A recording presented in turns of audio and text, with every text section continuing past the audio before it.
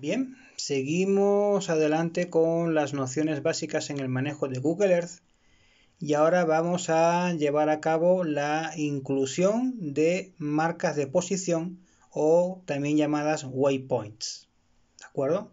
Igual que en el GPS. Para eso vamos a centrarnos en la visión de nuestro queridísimo y añorado CEGFOR 3, al que tanto cariño le tienen. Dirán que sí, ¿verdad? Bueno, ya veremos qué tan cierto es esto. Bueno, estos son los acuartelamientos de la sexta zona, ¿vale? Aquí está el motel, que no sé si alguno conocerá, no quiero preguntar, pero bueno, ahí se ve. Y aquí tenemos el CEGFOR.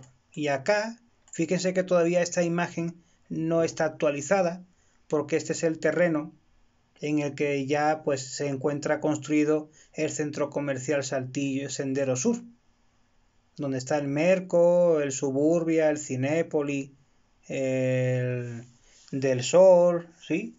Esta imagen corresponde al año... Pues, ¿qué año será esto? ¿Qué año será? No lo pone aquí. El copyright sí lo pone como 2020, pero la imagen tendrá que ser a lo mejor 2016-2017, porque es cuando estaban llevando a cabo toda la labor de nivelación del terreno y ya la preparación para la cimentación, ¿sí? Pero bueno, más allá de la anécdota, vamos a centrarnos aquí en la visión del CEGFOR 3, de su queridísima y añorada escuelita forestal. Bueno, aquí tenemos la entrada a vigilancia. Aquí está la cancha de fútbol rápido. Aquí está el internado femenil en la planta baja y sala de usos múltiples en la planta superior.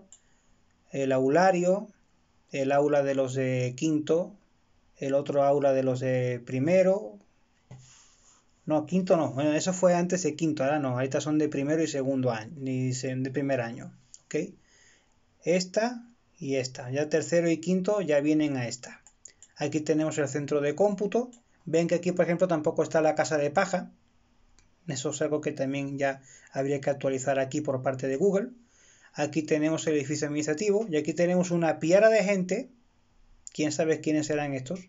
Una piara de gente que están haciendo una formación en el patio cívico. Vean la cuadrícula del patio cívico. Esto era como estaba antiguamente el concreto. Y ahí está el pinino, el piñón. Ahí está el piñón. Ok, la cafetería viene estando aquí. El aparcamiento del personal administrativo. Ok, o sea, ahí tenemos la escuela. Y la laguna, por supuesto. Aquí está el lago. Entonces, fíjense que esto lo estamos teniendo ahorita en coordenadas UTM. ¿Ven? Zona 14, banda R, valor de coordenada en X y valor de coordenada en Y. Bueno, yo quiero hacer una mención de esto. Ay, perdón, ya le metí con el codo al mouse y ya se movió. Bueno, ahí está. Yo quiero hacer una mención concreta de qué está pasando acá con esta nomenclatura de coordenadas en UTM. Hay que aclarar lo siguiente. Cuando yo llevo a cabo una notación en coordenada métrica UTM, yo tengo que percatarme de una cosa para tener en cuenta que estoy haciendo una notación correcta de una coordenada en este sistema. Si se dan cuenta, el valor de la componente X siempre tiene 6 dígitos en la parte entera. No me importa cuántos decimales tenga, pero la parte entera siempre comporta 6 caracteres en la componente X. La componente Y, si se fijan, tiene 7 caracteres. 7.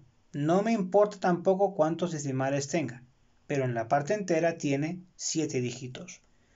Por eso, al momento de escribir una notación de coordenada en sistema UTM, no hay posibilidad de confundir componentes X con Y, porque las componentes X y Y tienen diferente longitud de números en la parte entera. 6 para la X, 7 para la Y.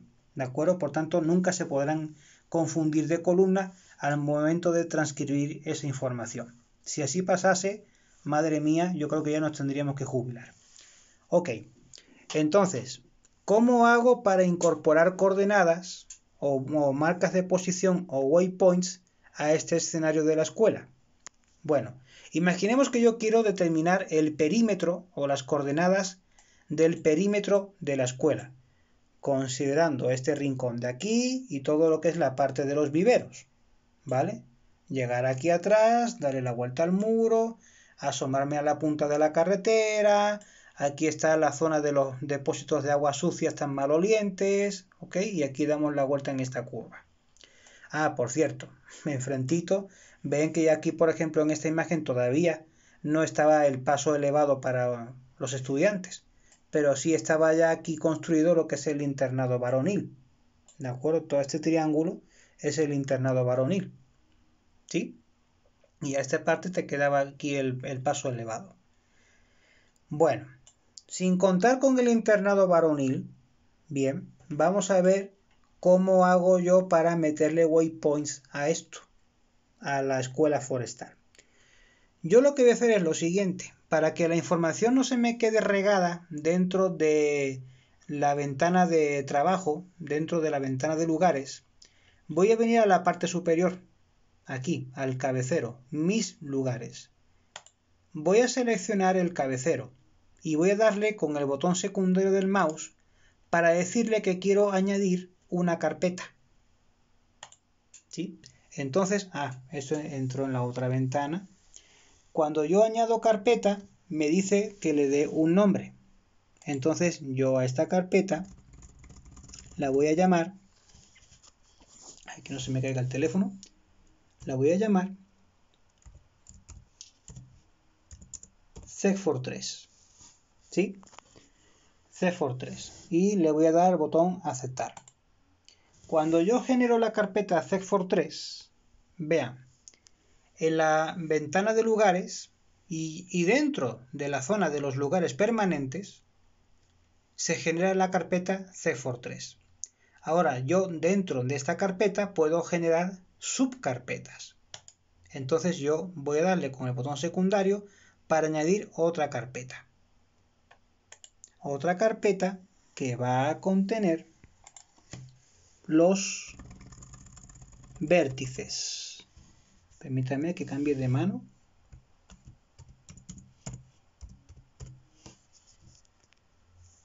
Se puso con el bloque de mayúsculas al revés.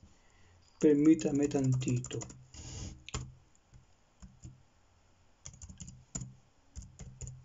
Vértices. ¿Ok?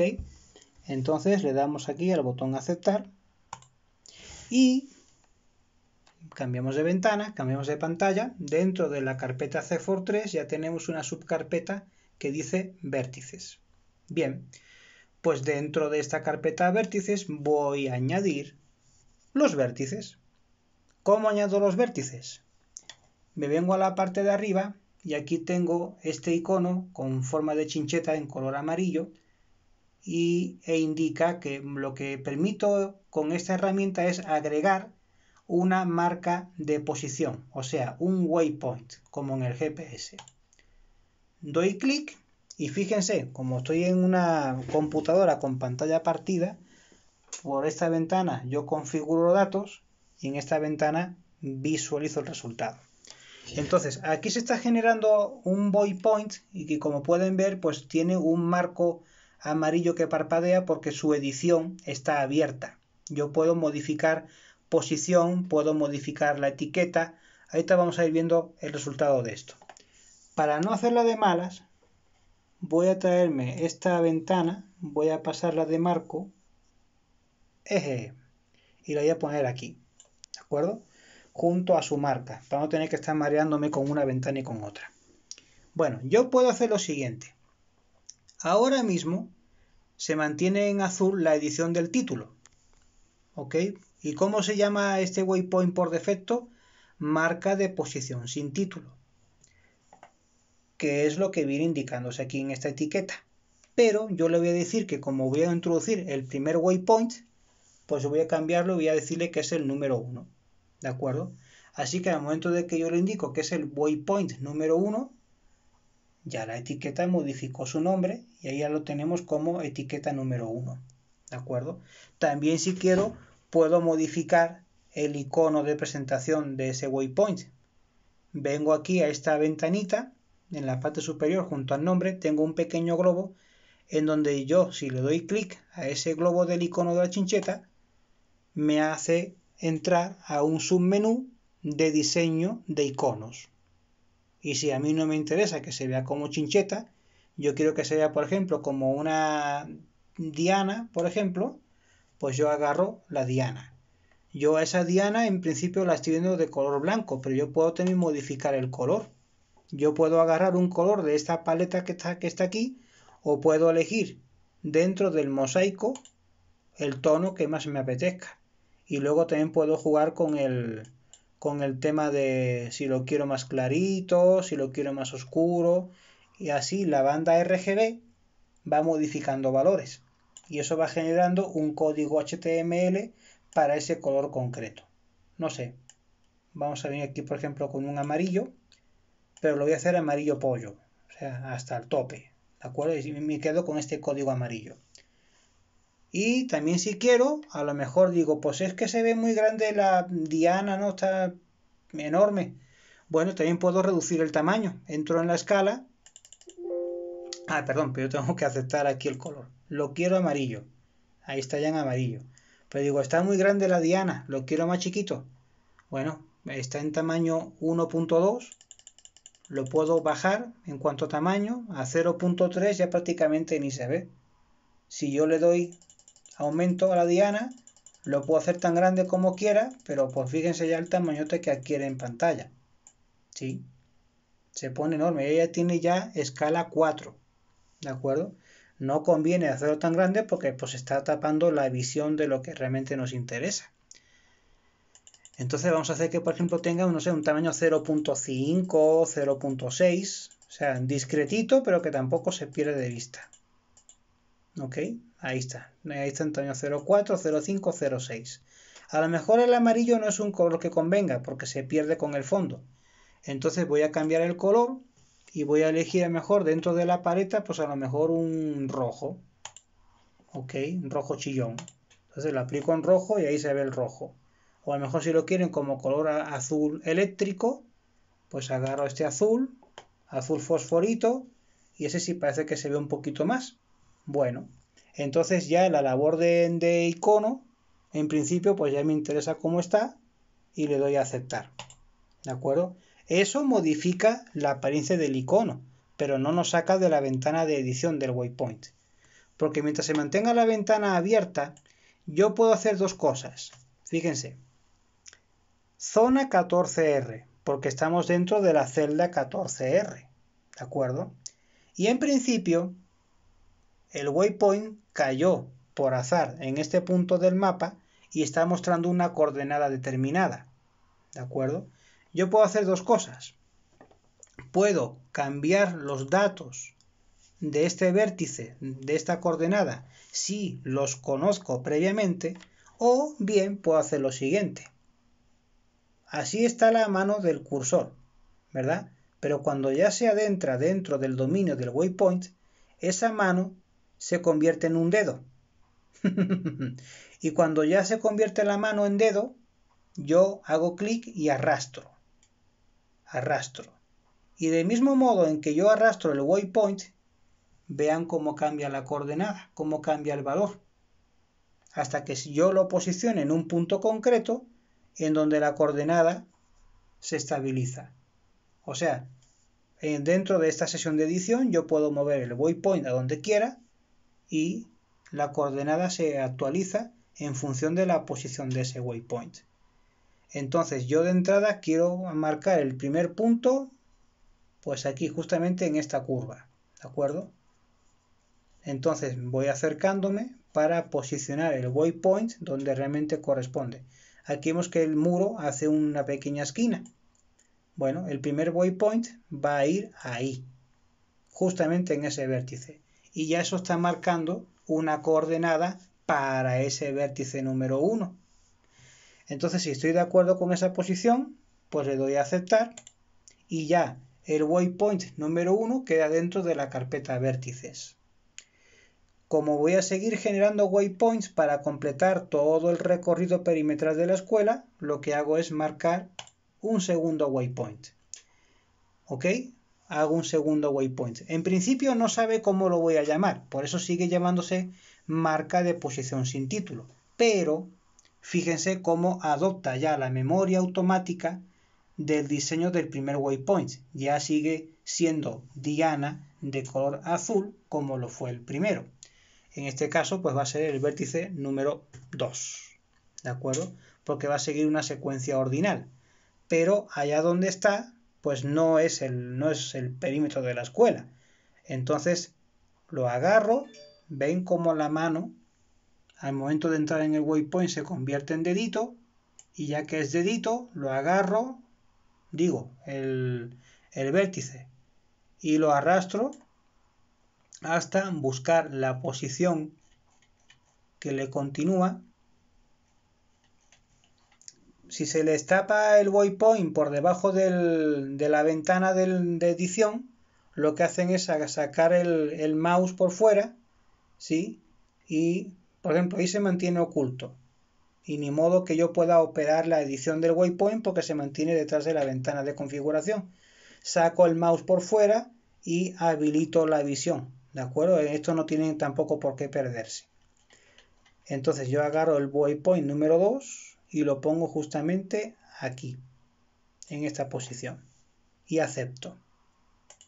Ya tenemos 2 waypoints dentro de la carpeta vértices. Vamos por el tercero. Tercer waypoint. Me alejo. Y este, por ejemplo, lo voy a marcar. Habría otros más de por aquí en medio, pero este lo voy a poner aquí.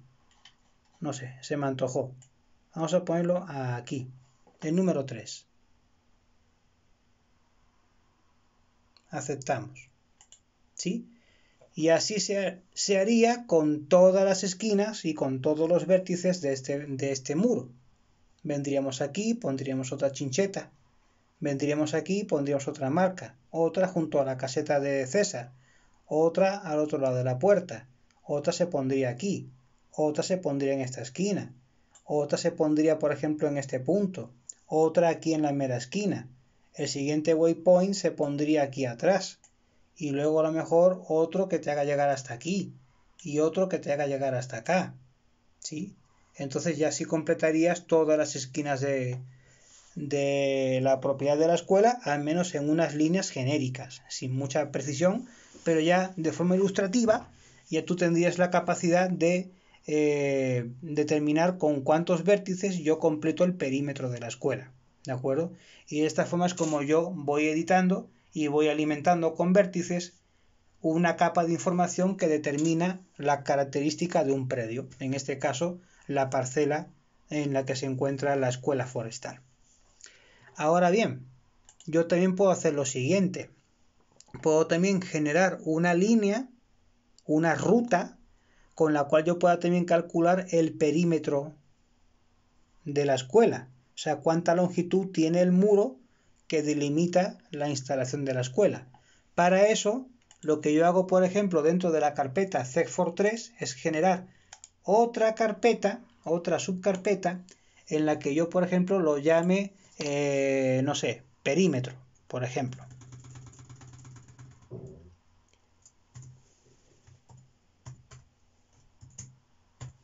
Perímetro, ¿de acuerdo? Otra nueva carpeta, aceptamos, y ya junto con la carpeta de vértices ya tengo otra carpeta que me va a guardar información en KML sobre el perímetro.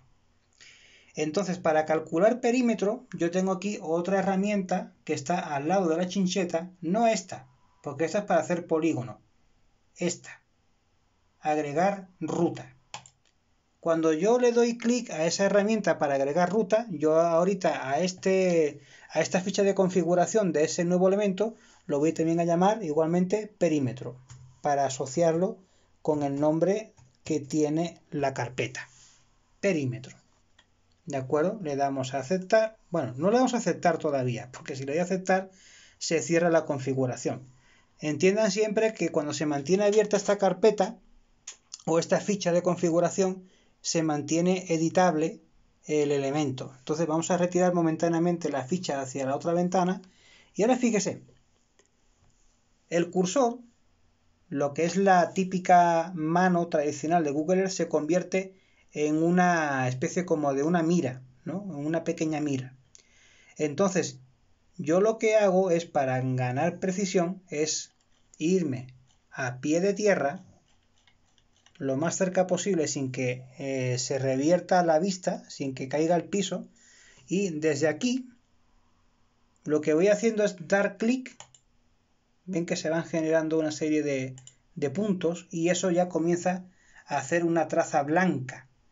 Esa es la línea que determina una ruta y que determina un polígono.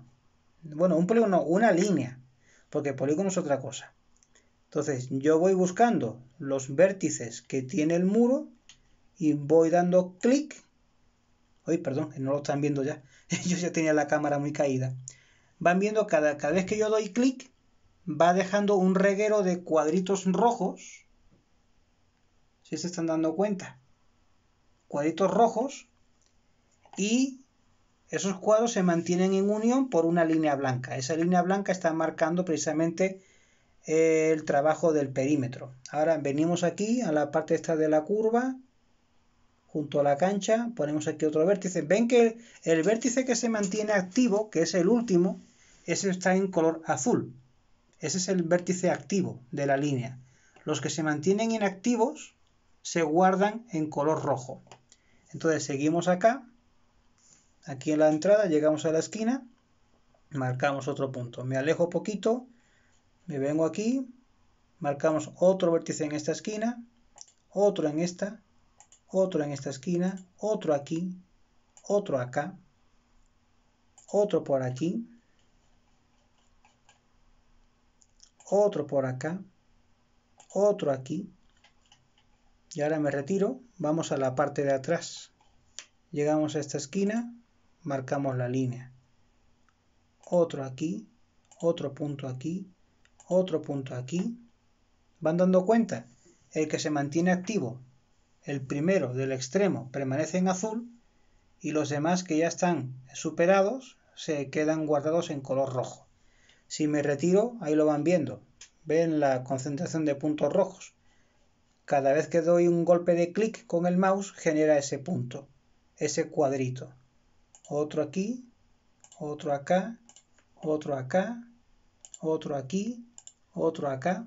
Bueno, aquí ya ahorita vamos a ver cómo vamos a trabajar la edición. Y vamos a ver ahora la parte de aquí frontal de Antonio Cárdenas. Aquí, bueno, aquí hay que hacer una diferenciación porque lo que son los depósitos de agua es un terreno que no pertenece a la escuela. Aunque esté dentro del recinto, no es un terreno de la escuela, hay que separarlo.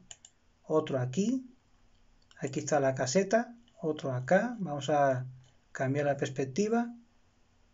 Otro punto aquí, otro aquí, otro aquí, otro aquí. Y ahora el último punto de la línea se tiene que prácticamente pegar con el primero. Ahí está. Entonces, ahí tenemos la concentración de puntos que generan la línea que determina el perímetro de la escuela. Ahora voy a traerme la ficha de edición para acá. ¿Ven? Aquí estamos, en este punto. Yo puedo hacer aquí, por ejemplo, dentro de la solapa descripción, pues poner, por ejemplo, una anotación, este componente lineal o este componente de ruta establece el perímetro de la escuela, por ejemplo, ¿no? Una descripción informativa para saber de qué trata este archivo. Puedo también cambiar el color de la línea. Ven que la línea se mantiene en una traza de color blanco. Yo puedo hacer también que ese color cambie, como el tema del color del waypoint, ¿no? De la marca de posición anterior. Yo puedo elegir un color de la paleta o elegir un color dentro de este mosaico, ¿de acuerdo? No sé, a lo mejor pues le ponemos un verde chillón, aceptamos. Ahora, ese color verde que ya están viendo ahí, pues tiene un grosor de 1, pero yo puedo hacer que ese grosor aumente tanto como yo lo necesite, por ejemplo, con un grosor 4, pues vean ya cómo se ve, ¿sí? Pero bueno, que se quede con un grosor 1, porque tampoco me interesa que se me queme la vista. ¿Ok? Un grosor 1. También puedo hacer que esa línea, bueno, si quieren hacemos un poquito más gruesa para ver el tema de la opacidad. ¿Ok? Vamos a volver al grosor 4. Ven que tiene un grosor considerable y está mostrándose al 100%, o sea, no está traslúcido. Yo también puedo modificar el porcentaje. Puedo hacer que se vea con un 10% de opacidad, o sea, un 90% de transparencia. Y ya prácticamente no se ve, se hace casi invisible. ¿Ok? Entonces yo también puedo jugar con la opacidad de esa ruta, de esa traza, de esa línea. Aquí, por ejemplo, en la solapa ver, pues de repente, pues aquí hay cuestiones que uno ni siquiera no puede ni tocar y esta solapa no tiene ningún interés. La de altitud tampoco se toca, no es necesario que este le esté manipulando nada porque luego si elevan la línea del piso, pues ya resulta que luego ya está flotando y pues no, mejor que se quede sujeta al suelo, ¿sí? Que se quede sujeta al suelo, es siempre lo más recomendable. Pero interesa mucho ver la solapa de las medidas.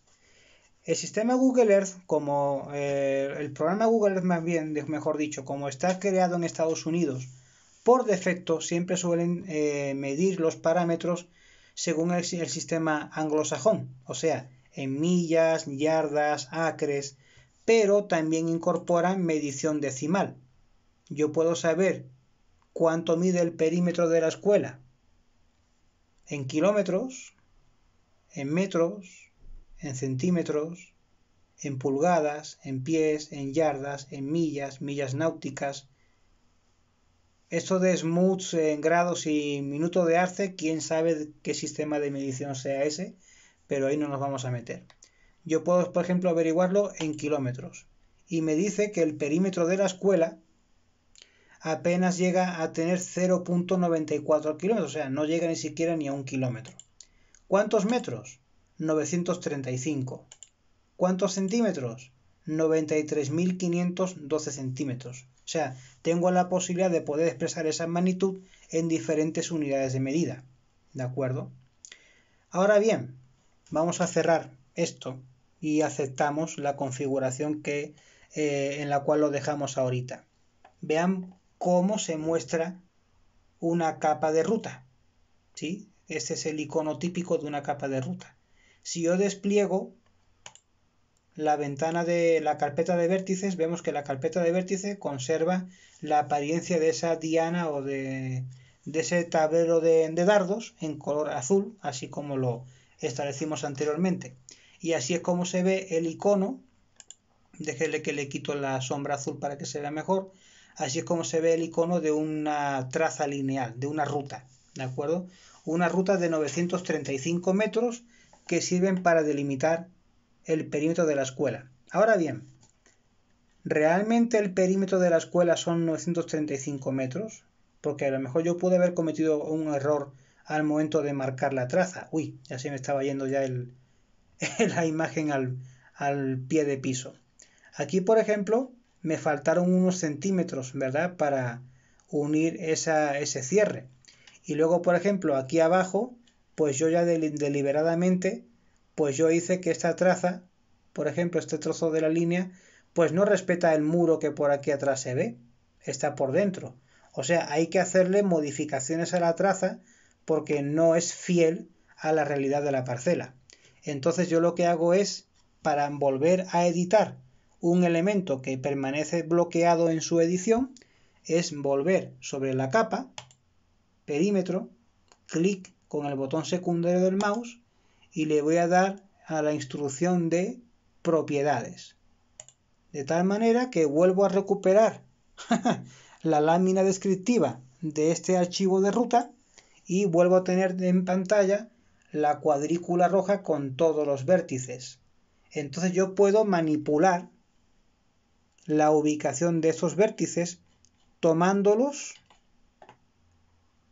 ¿Ven cómo de repente esa mira de francotirador cuando se acerca a un vértice se convierte en dedito? El mismo dedito que vimos en el waypoint. yo agarro con el dedito el vértice, arrastro con el mouse y ese vértice se puede ir a la parte que lo necesite. Entonces, yo necesito poner este vértice aquí, sobre el muro. Pero como ahora se me quedan metros fuera, agarro este otro, lo arrastro y lo pongo aquí. ¿Ven? Si por ejemplo yo tuviese la necesidad de meter un vértice adicional dentro de este segmento, doy clic aquí en medio y genero otro vértice. No a lo mejor en el punto que lo necesito, pero al menos ya añadí un vértice adicional en mitad de un segmento. De tal manera que yo puedo jugar con el nuevo vértice adicional en función de la posición de los anteriores y voy haciendo que el elemento perimetral pues gane en precisión. ¿De acuerdo? Igual, si yo veo que tengo la necesidad de llegar aquí a esta esquina y cerrar la línea, bueno, pues arrimo este vértice y lo pego al de inicio, ¿sí? Y ya en ese aspecto el elemento lineal ya se cerró. ¿Con qué medida? Ahora dice que son 939 metros. Antes eran 935, ahora son 939, ¿sí? Le hemos ganado, bueno, 93.951 centímetros. Pero si lo ponemos en metros, te dice que son 940. Ahí ya redondeó. ¿Vieron? Si lo pone en centímetros son 93.951. Pero si lo redondea a metros, pasan a ser 940. Y si lo pone en kilómetros, siguen siendo los mismos 0,94 que marcaron anteriormente. Aceptar. ¿Ok? Y ahí ya tenemos la ubicación de la línea que establece el perímetro. Pero ¿qué tal que también puedo incorporar un polígono para determinar cuánta superficie ocupa esto? Bueno, entonces yo lo que hago es que vengo de nuevo a la carpeta de CEGFOR3. Bueno, voy a cerrar el directorio de vértices, voy a cerrar el directorio de perímetro y dentro de la carpeta principal CEGFOR3 voy a añadir otra carpeta en la cual yo voy a establecer como título, por ejemplo, acá, que se vea, polígono.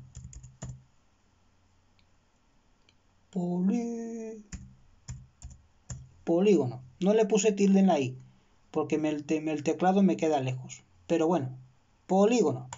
Le damos a aceptar y en la ventana de contenido de lugares se genera una subcarpeta de polígono dentro de la carpeta principal CEGFOR3. Bueno, para que la imagen de creación del polígono no se enturbie con los datos que ya están aquí en pantalla, lo que voy a hacer es desactivar la carpeta perímetro y la carpeta de vértices, de tal manera que ninguno de los elementos se hacen visibles o activos en este momento.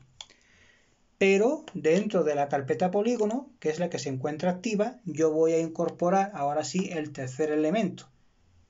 La chincheta genera puntos, la ruta genera líneas y este icono genera polígonos, o sea, superficies con relleno completo.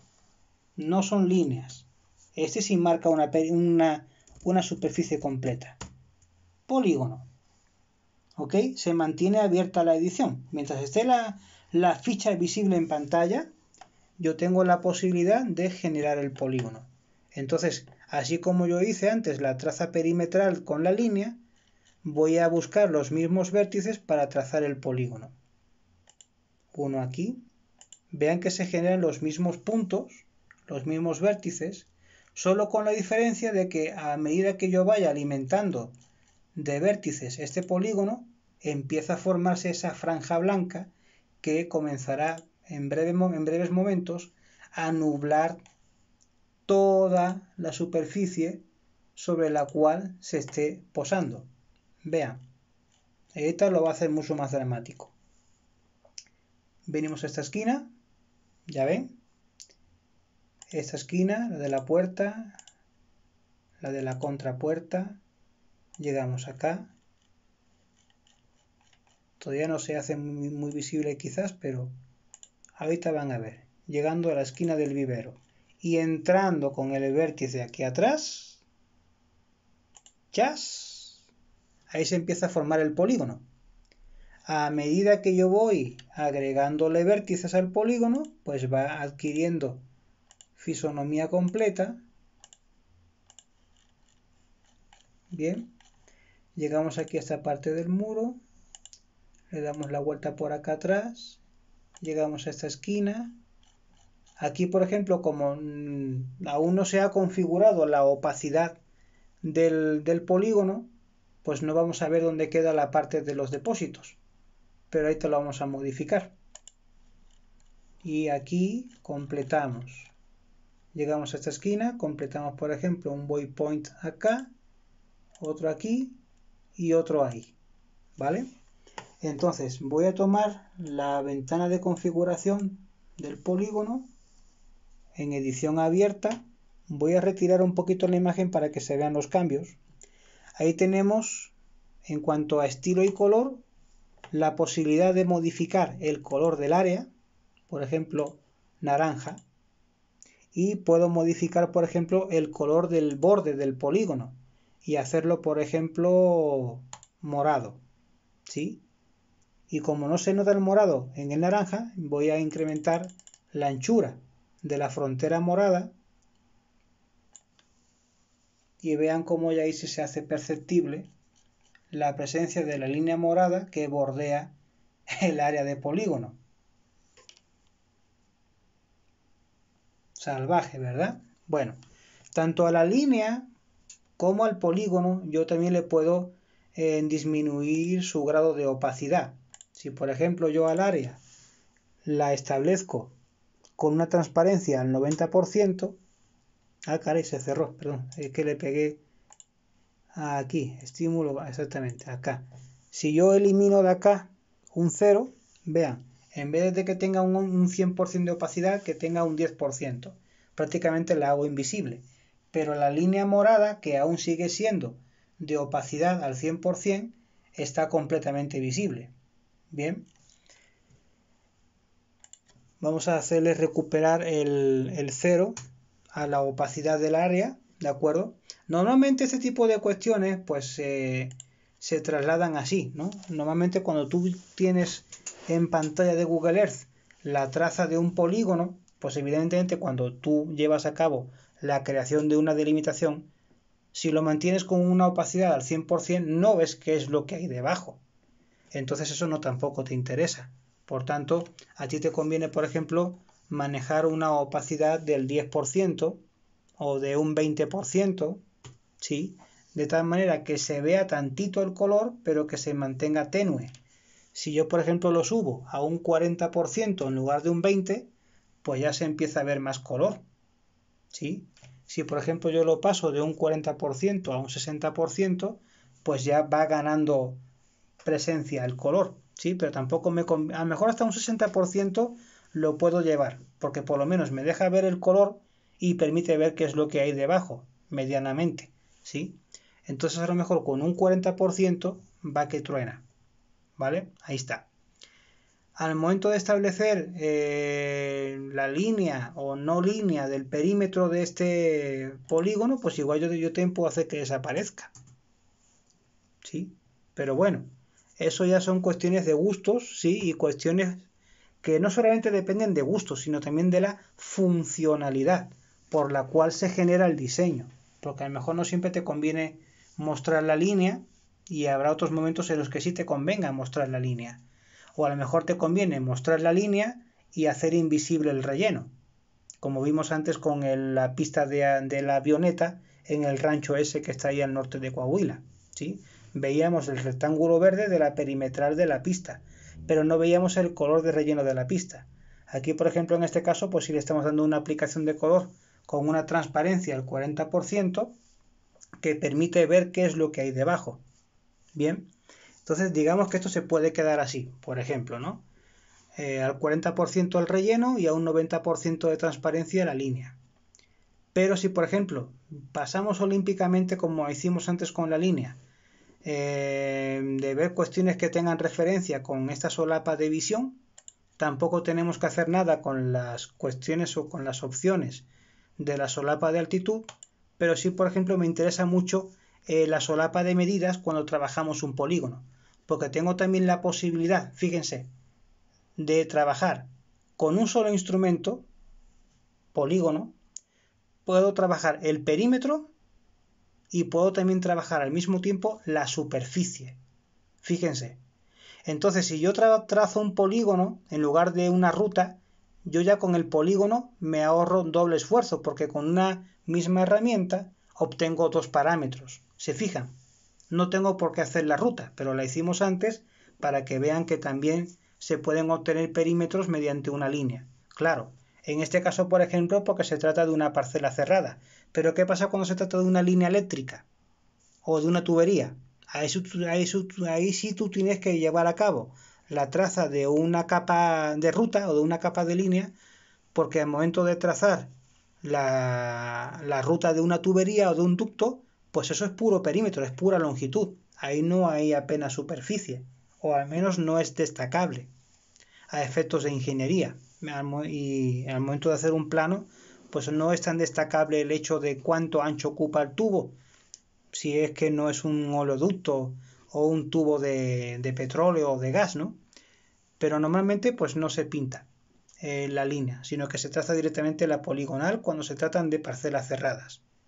Entonces el perímetro, fíjense aquí por ejemplo que está indicando que el perímetro tiene 902 metros, ¿sí?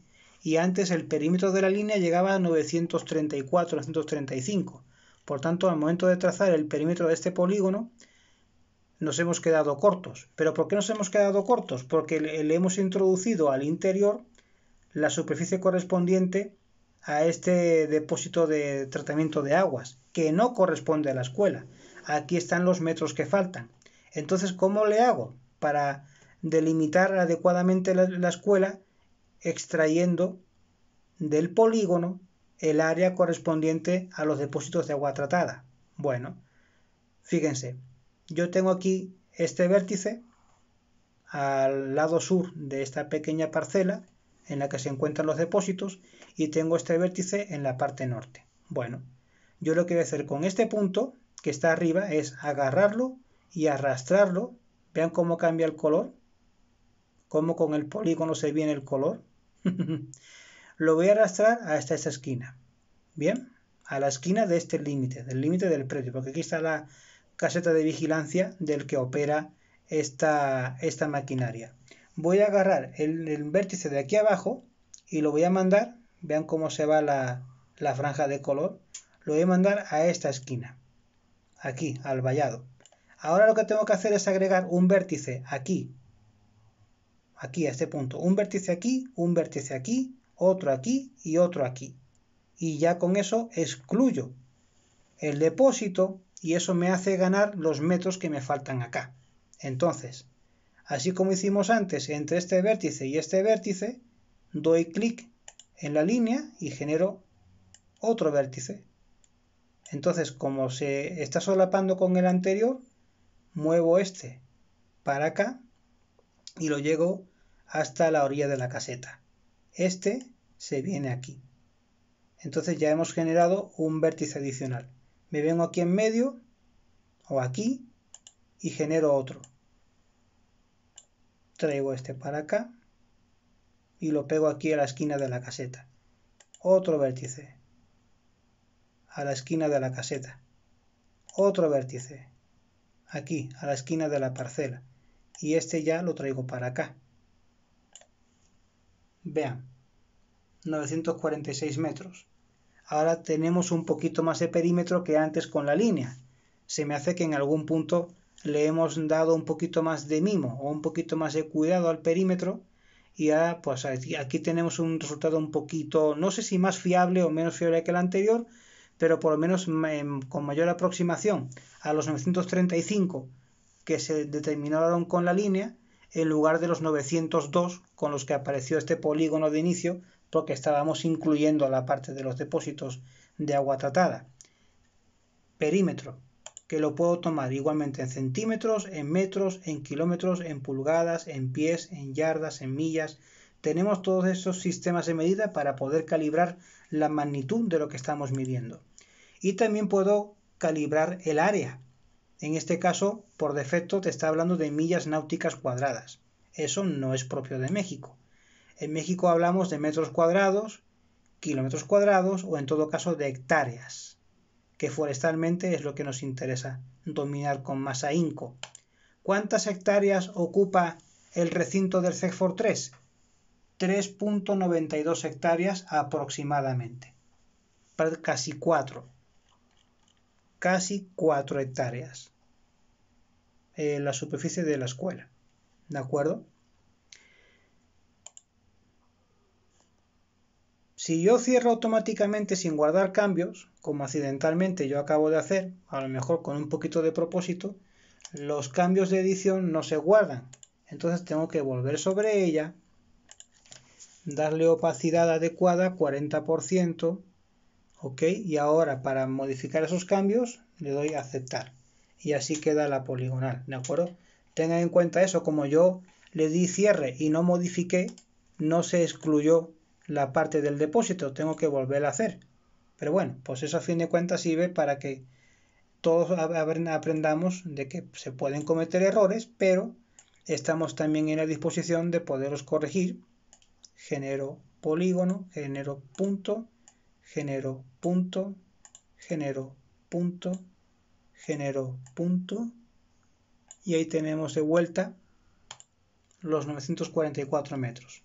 ¿Okay? En este caso ahora quedó un poquito más cerrado, 3.91 hectáreas, 3.91, 3.92, más o menos se mantienen esos parámetros. Aceptar y ahí tenemos la poligonal. Perfecto. ¿Qué tal, Bastante padre. Ahora bien, tenemos también por aquí arriba otras herramientas y hay una también que se hace muy interesante, que es esta, la de la regla. ¿Sí? Mostrar regla. En la versión Pro, la regla puede tomar distintas modalidades. Yo puedo, por ejemplo, establecer la longitud, doy clic en origen, clic en destino y obtengo la longitud de una línea. ¿De acuerdo? Sin soltarla, yo puedo ir estableciendo distintas trayectorias de esa línea y me va dando distintos resultados. ¿Por qué distintos? Porque una cosa es la longitud del mapa, perdón, no la longitud del mapa, sino la longitud de la línea sobre el plano del mapa, y otra cosa distinta es la longitud de la línea respecto del relieve del suelo. ¿Ven? No coinciden, ¿por qué? Porque llevándose la línea al relieve del modelo 3D digital, pues claro que hay relieve y eso también te hace incrementar tantito la distancia, no mucho, pero sí te la modifica tantito. Y luego tenemos también aquí el parámetro de dirección, este es el azimut, 175.14 grados. Si yo lo pongo completamente en la vertical, si le atino a la vertical, pues estaríamos hablando de un azimut de 183 en este caso, porque está un poquito derivado hacia la izquierda. ¿Ven? Pero yo tengo también la posibilidad de manejar azimut. Si lo pongo hacia arriba, prácticamente en la vertical, pues está casi en el 0. 3.72 grados, ¿sí? O sea, yo también puedo jugar con el azimut. 0, 90, 180, 270 y luego 360 o vuelta al 0, ¿sí? Haciendo la línea. Vamos a borrar, bueno, vamos a marcar aquí. Se supone que la tiene que soltar. Ahí está soltada, ya la soltó, ¿sí? De repente como que no quería el mouse. Voy a borrar el dato, ¿sí? Lo volvemos en ceros. Puedo también llevar a cabo el establecimiento de la medición de una ruta con la propia herramienta de regla, ¿eh? Simplemente lo que hemos hecho ha sido cambiar de solapa. Ahí está la línea, ahí está. Ruta, ruta, ruta, otro vértice. Ya está, ¿por qué no quiere marcar? Ahí está. Yo creo que ya este mouse empieza a tener problemas. Ahí está la ruta, ruta, ruta. Y a medida que yo voy agregando segmentos a la ruta, va incrementando la longitud. que se puede medir en metros o se puede medir igualmente en centímetros, en kilómetros, en pulgadas, en pies, en cualquiera de estas unidades de medida. Luego tengo también la posibilidad de marcar un polígono. Medir un polígono sin necesidad de construirlo, simplemente medirlo, ¿de acuerdo? Del mismo modo, yo también puedo medir el perímetro y puedo medir el área, del mismo modo como si yo generase un polígono. En este caso lo que hacemos simplemente es aplicar la regla, nada más que tomando pues los parámetros de diseño sin generar el producto, como hicimos antes con el tema del polígono de la escuela, que esto sí fue generar un producto. Esto sí es un producto, un elemento geométrico. Esto no es más que la traza de una regla para saber, en cierto modo, cuánto mide el perímetro y la superficie de un predio o de un área geográfica concreta. Y del mismo modo podemos hacer una medición de perímetro en centímetros, metros, kilómetros, pulgadas, pies, yardas, Y también del mismo modo, en cuanto al área, puedo medirlo en metros cuadrados, en kilómetros, en hectáreas, pies cuadrados,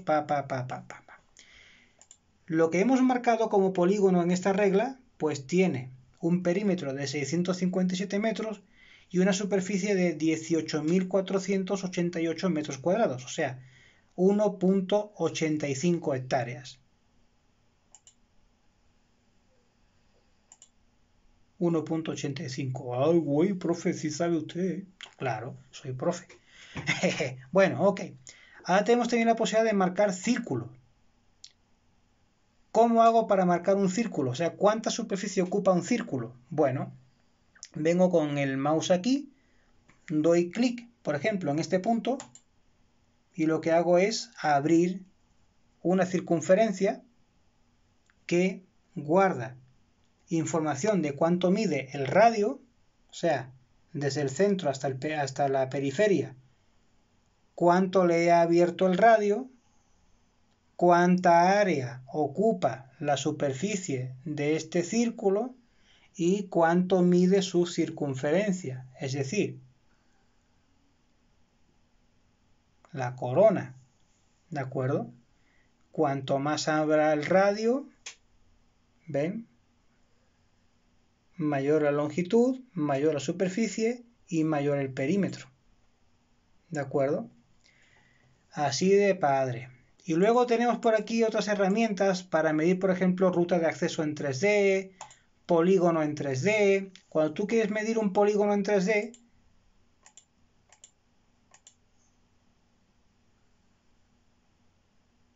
te sirve para medir la altura, el ancho y el área de los edificios en 3D. Vemos que tenemos aquí esta capa activa de edificios en 3D.